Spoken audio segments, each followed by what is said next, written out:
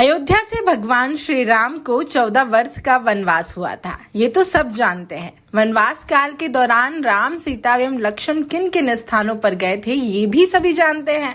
भगवान राम ने अयोध्या से लेकर श्रीलंका तक की यात्रा की, ये भी सब जानते हैं। माना जाता है कि अयोध्या से श्रीलंका तक की 14 साल की यात्रा में लगभग 248 ऐसे प्रमुख स्थल थे जहां उन्होंने या तो विश्राम किया है या फिर उन स्थानों से गुजरे थे।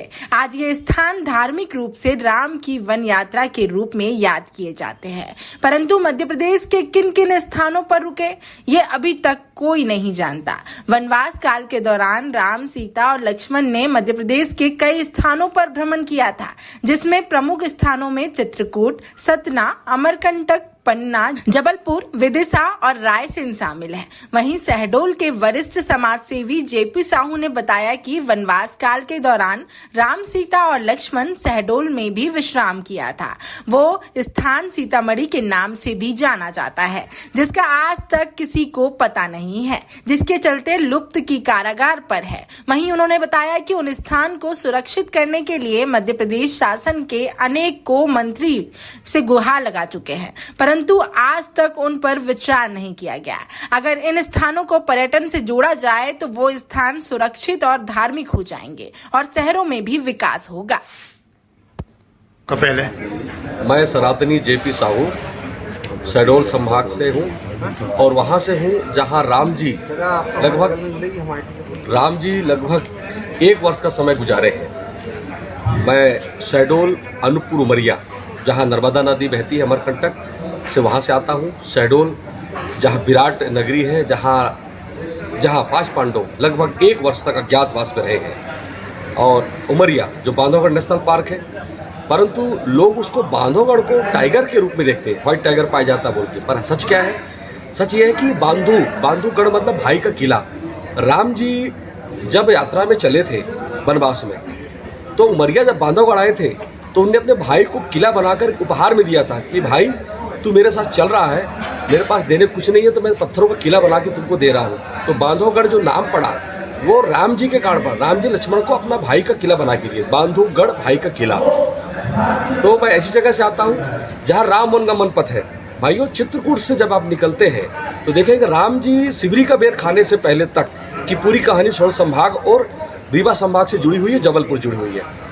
राम जी निकले चित्रकूट से तो पहले उनका आता है पड़ाव मैहर, जहाँ पे शारदा माता का मंदिर है, सब जानते हैं। उसके बाद आते हैं जबलपुर में गौरी घाट, जो नर्मदा का तट है, वहाँ राम जी कुछ समय तक रहते हैं और शिवलिंग की स्थापना करते हैं। उसके बाद राम जी जबलपुर के एक शाहपुरा जिले में और आते हैं, तहसील में, वहाँ भी उनका एक मंदिर है, नर्मदा तट पर है। उसके बाद राम जी आते हैं बांधवगढ़ में, जहाँ राम जी ने लक्ष्मण को किला बना के गिफ्ट किया था। और उस जगह को सब लोग आज टाइगर है देखने जा रहे, इतना जानते हैं, धार्मिक प्लेस लोग नहीं जानते।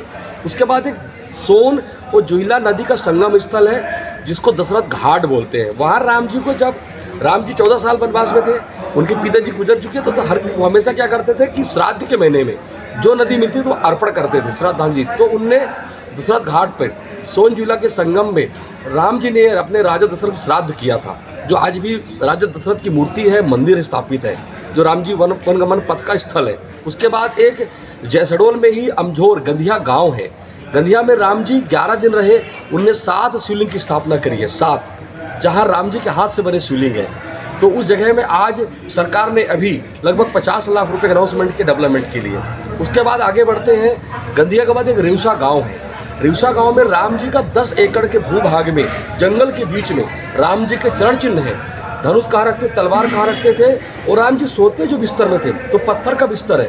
और पत्थर का बिस्तर ऐसा है कि आप देखकर चंबित हो जाएंगे कि उस पत्थर को लंबाई 18 फीट है, वो लंबाई, और हाइट 2-2.5 फीट। उसमें जब हाथ रखोगे तो गर्मी में वो ठंडा मिलेगा और नीचे मिलेगा गर्म, और जब ठंडी में जाओगे तो गर्म मिलेगा ऊपर और नीचे मिलेगा ठंडा।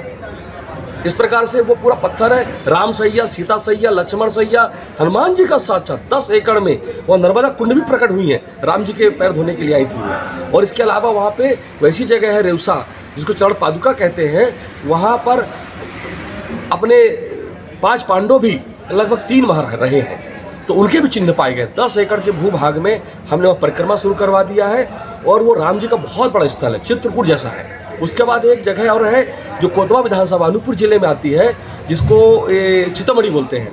और वो जगह ऐसी है कि राम जी के हाथ से बनी शिवलिंग है 3-3 फीट के ऊपर, 2 शिवलिंग उन्होंने बनाया वहाँ पर। और वहाँ पे एक शिवलिंग ऐसी है कि रोज बढ़ती है, रोज साइज बढ़ रहा है उसका।